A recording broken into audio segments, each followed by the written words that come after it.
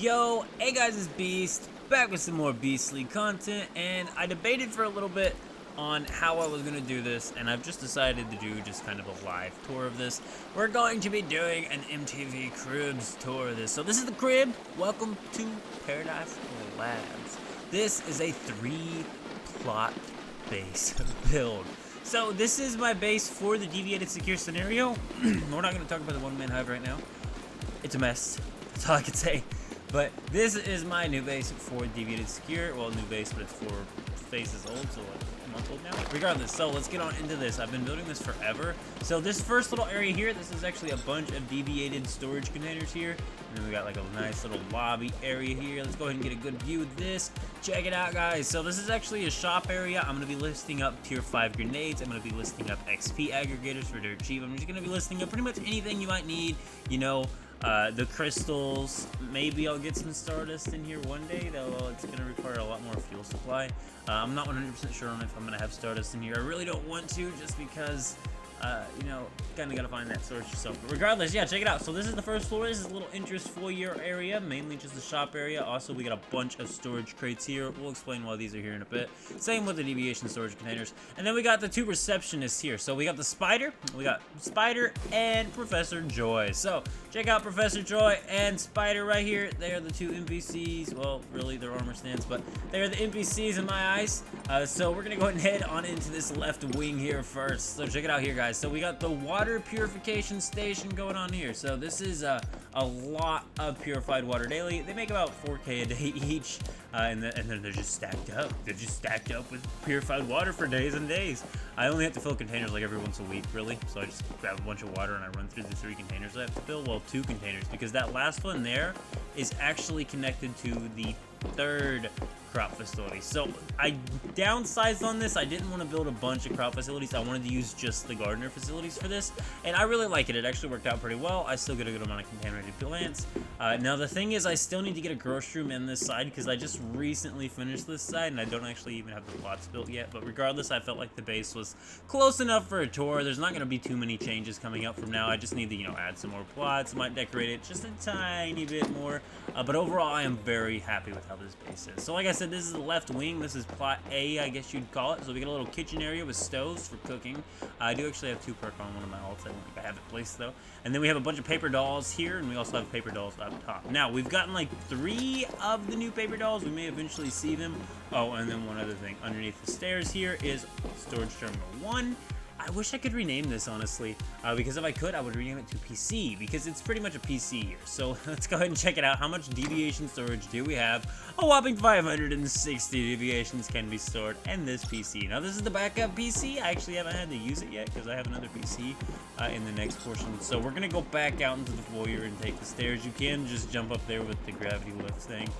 Now, this is my fusion pod, the one I can use on the main. The other 2 I have to swap to the other characters to use, but I can use up to 3 fusion pods at one time at this base. We got our disassembly bench.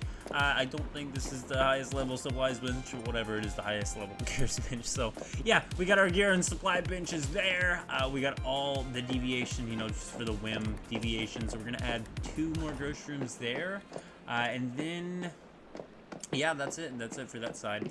We'll go ahead and check out the rest of the deviations on this. This is plot B now. This is my main plot. This is my actual player that I'm playing on's plot. As you can see here, this is storage terminal A, though, or I guess B, the main storage terminal.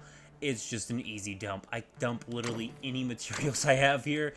No more are the days of caring about organizing chests. Just dump everything here, and you can even withdraw every single bit of an item you got right from here.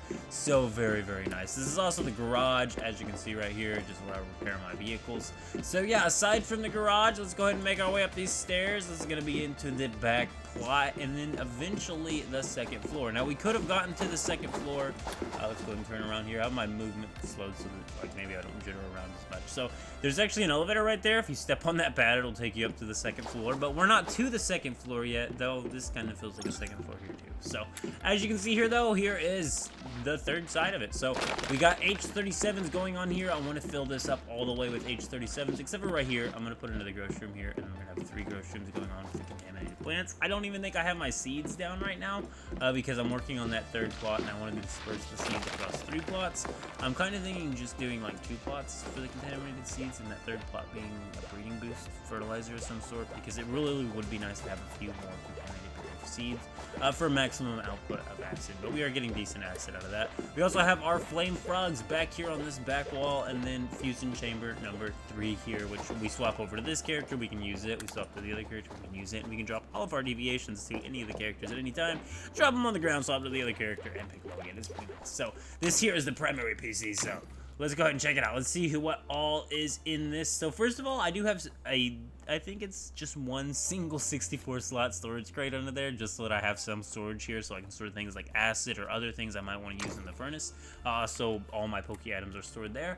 I call them Poke items, like XP aggregators, etc., etc. Wish coins. I just throw everything deviation secure related in that little storage compartment there. Mutagens, you name it, skill things, whatever.